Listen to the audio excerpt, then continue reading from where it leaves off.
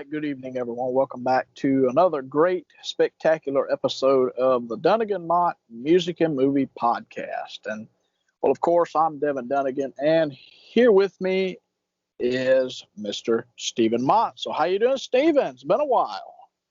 Yeah, doing great, brother Jake. All righty. So, yeah, I'm sitting here drinking a cup of eggnog the day after Christmas, December 26, 2020. And yeah, we're tackling another Eric Clapton album. This was Steven's pick. It's been a episode long in the making, and that is Eric Clapton's Pilgrim from 1998, released March 10th, 1998. Produced by Clapton and Simon Climie. I enjoy every track on the record, spoiler alert, but I mean it does have, as Steven always says, it kind of, what's the exact phrase that you always say about this? I'm gonna let you say it on the podcast. The wording is that it went too far and it stayed too long.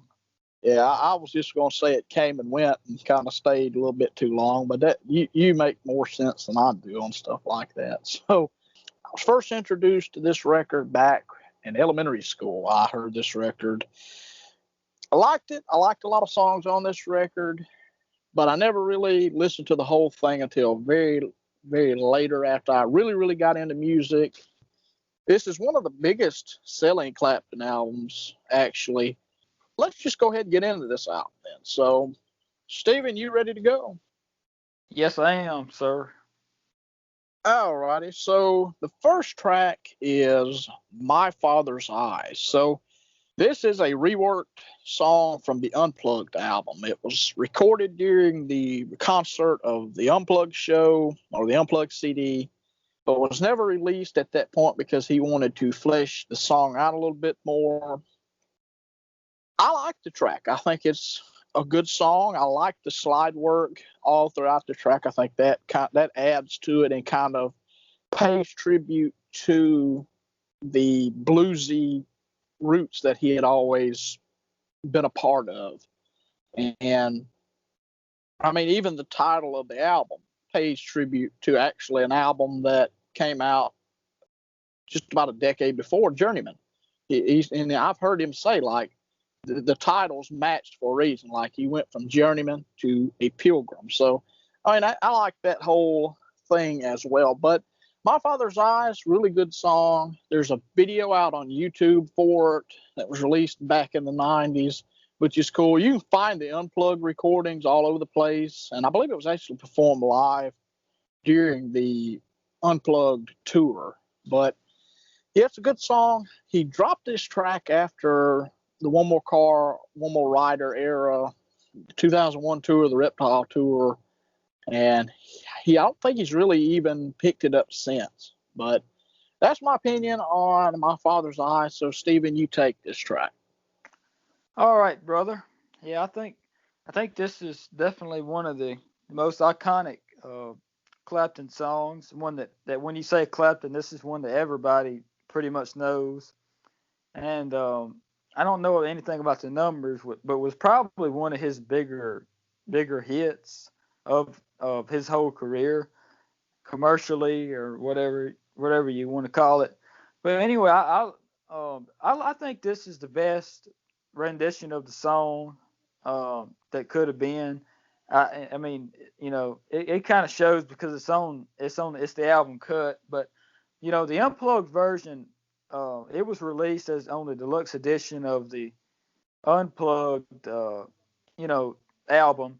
Anyway, I like it had like two different versions of it, and I liked, and really I couldn't tell the difference between them, the two different versions on there, but I like those a lot. But I think this one has a lot more guitar work. On it, and I like this one a lot better. And I think this one should have been the actual officially released version. It sounds very commercial. And so back to you, Devin. All right, so then we move to the next track on the record, River of Tears. So this is another one that he kind of carried in the set for a while, but after that era, he didn't really pick the song back up and perform it anymore.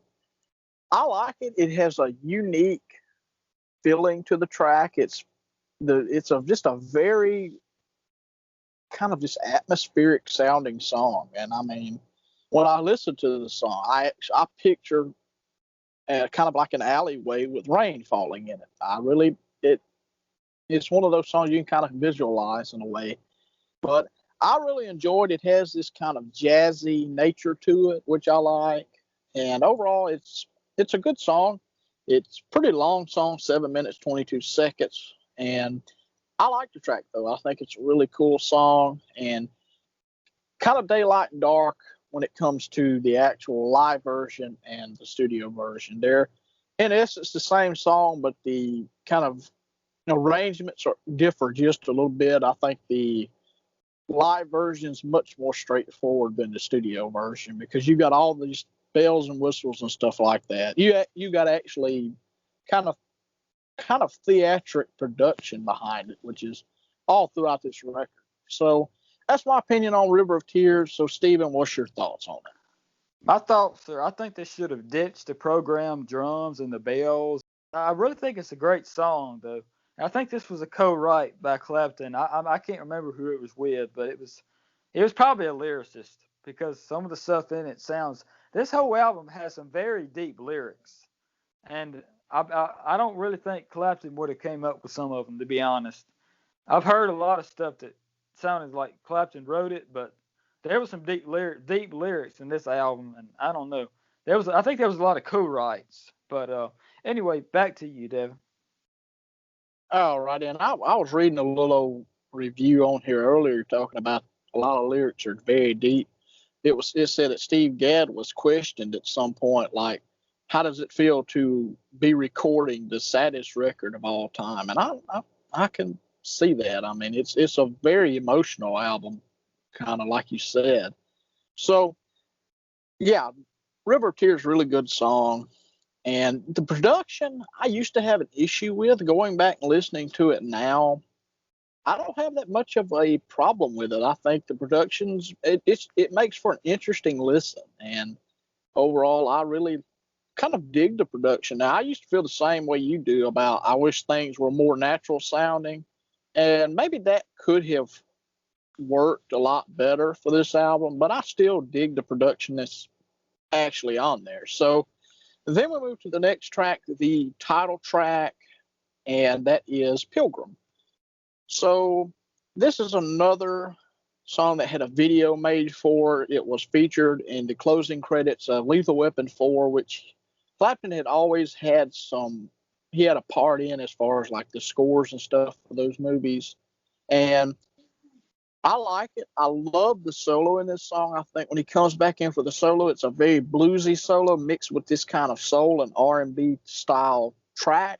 I really, really enjoy this song. I think it's a really fine kind of just R&B type song. And I mean, very, very reminiscent of kind of like Change the World. And I like it, though. I think it's a really cool song. Another one that was performed live on the tour in a much more straightforward fashion. So, and it comes in at 5 minutes and 50 seconds. So another pretty decent sized track. So that's my opinion on the title track, Pilgrim. So Stephen, you take this track. Well, the songs on this album are all very drawn out. I mean, and they, like I was talking about before we started the podcast, they took it to the fullest capacity they just about could, besides just soloing nonstop. I mean, doing the choruses over and over, and another verse and another. Here we go again with this. It's like one of those type of feelings for me. That's the vibe I got for it. And it really is an electric guitar song, but he added, that's kind of the whole, theme of this album.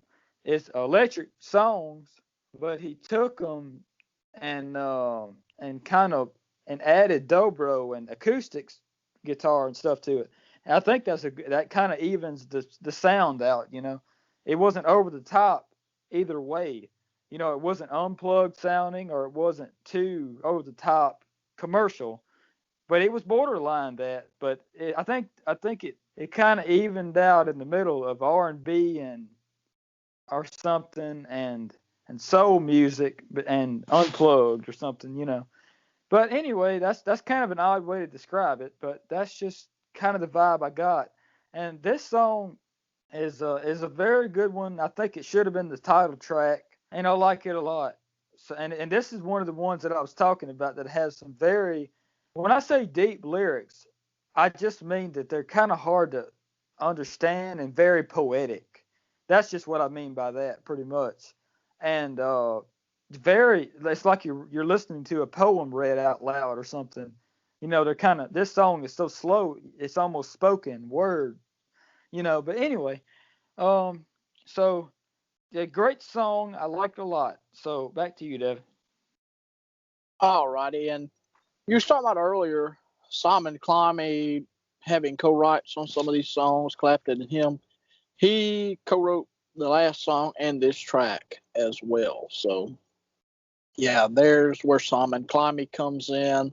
But I will say definitely that about a minute or two could have been chopped off a lot of these songs, and it would have made them much more of kind of a straightforward song. But I mean, it doesn't bother me. It doesn't take away from the song at all to me. So, yeah, I also like how you put it about the lyrics on this album are very, very poetic sounding, and I think that adds to this record.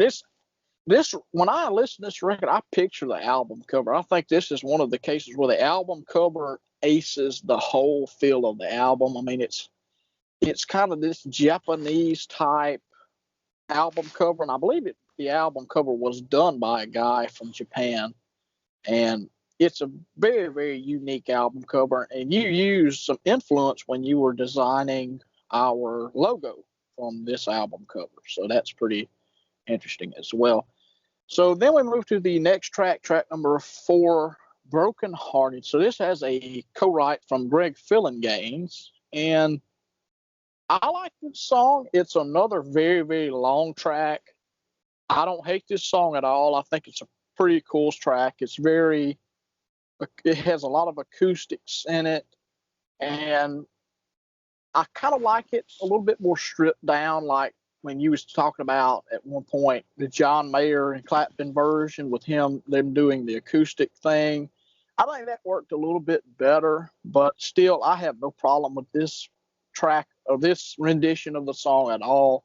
I think either way, it's a good song, and I like it. So that's pretty much all I have for one note. Broken Heart. I almost said the next track, but Broken Hearted. So Stephen, take Broken Hearted. I know you really like this one.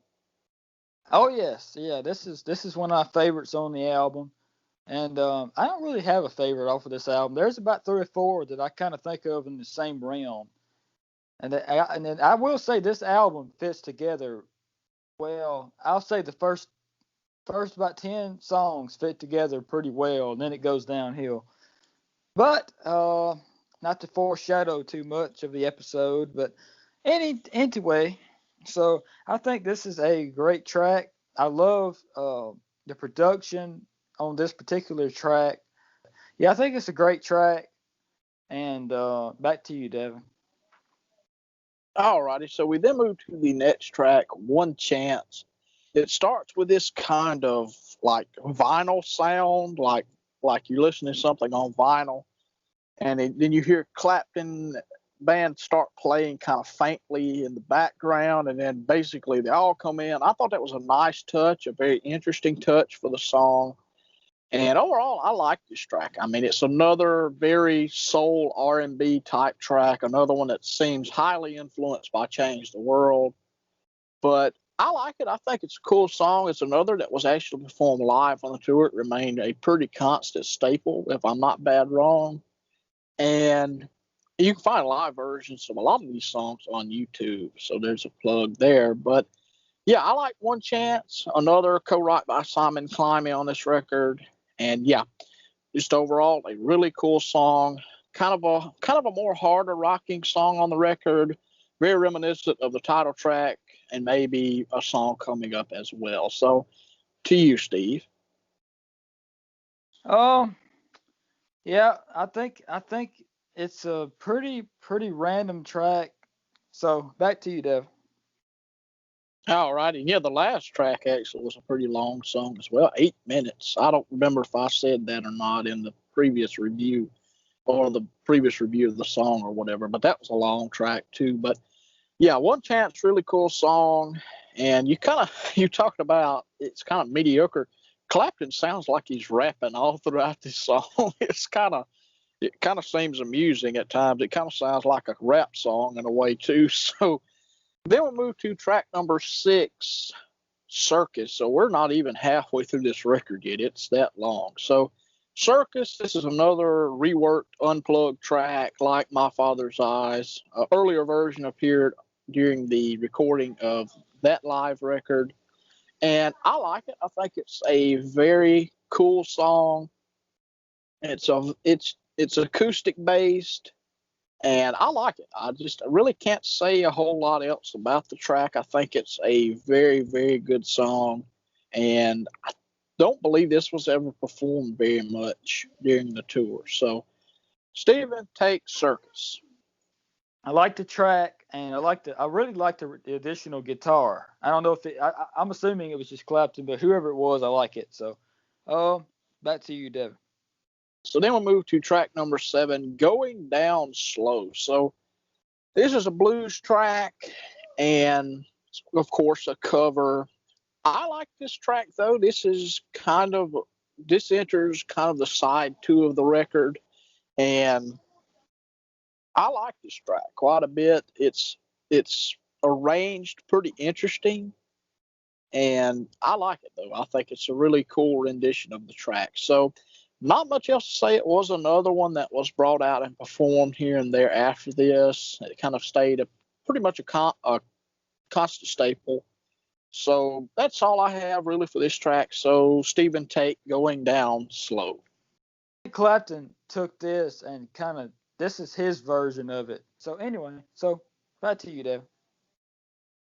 All righty. So we then move to the next track, track number 8, Fall Like Rain. So this one I think feels the most closest to From the Cradle. I think this is the closest he gets to the kind of feel and the style of that record. Of course, with the production of this album all over it. But yeah, I like this track quite a bit. I think it's a cool song. It's kind of a more up tempo track on the record because so far it's pretty much been kind of a mid tempo to slower kind of feel, but this is much more of kind of a up tempo type track. So I like it though. I think it's a pretty cool song. It has this kind of atmospheric feel to it, especially with the acoustic guitar, and it does have a little bit of a feel of where Clapton would go, say, on Reptile or something like that. So I enjoy it quite a bit. So Stephen, take Fall Like Rain. It's a great song. I love the intro. Back to you, Devin. All righty. So then we move to the next track, Born in Time. So this is a Bob Dylan cover.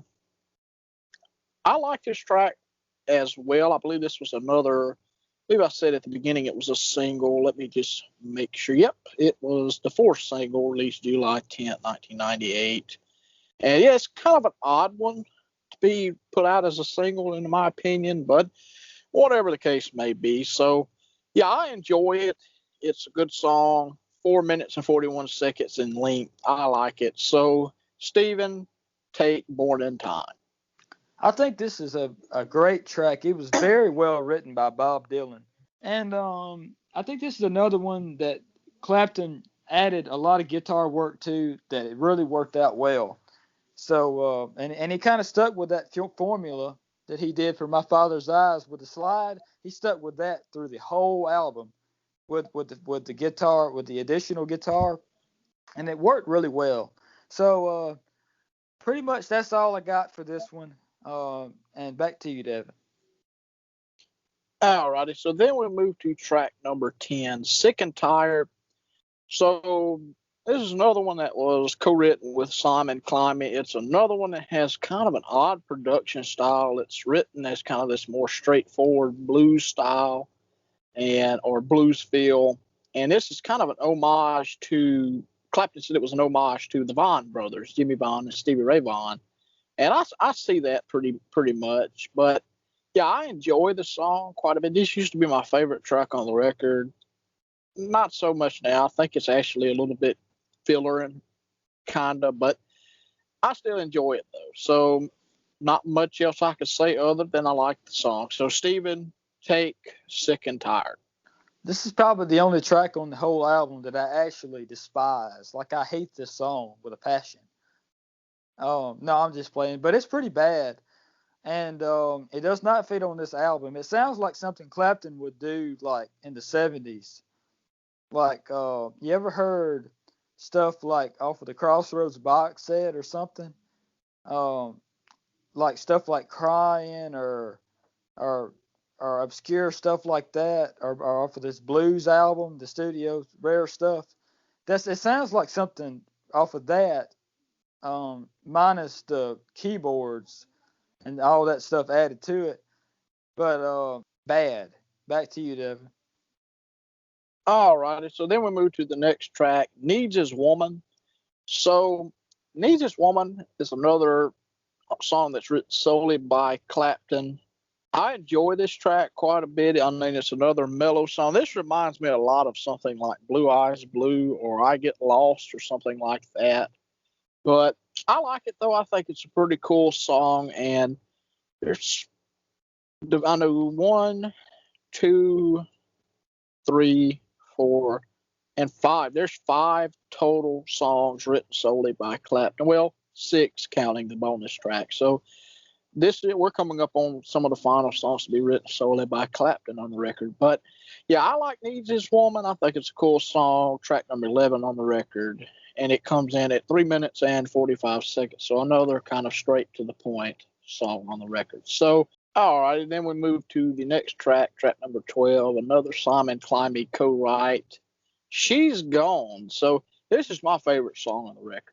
And I think the production and all really helps this song out. It's got this more hard rock feel, similar, I believe, to like Pilgrim, or maybe what was the other one I said earlier? I can't remember. But She's Gone, definitely a great song performed live. There's a great live version on the One More Car, One More Rider album from 2001, I believe.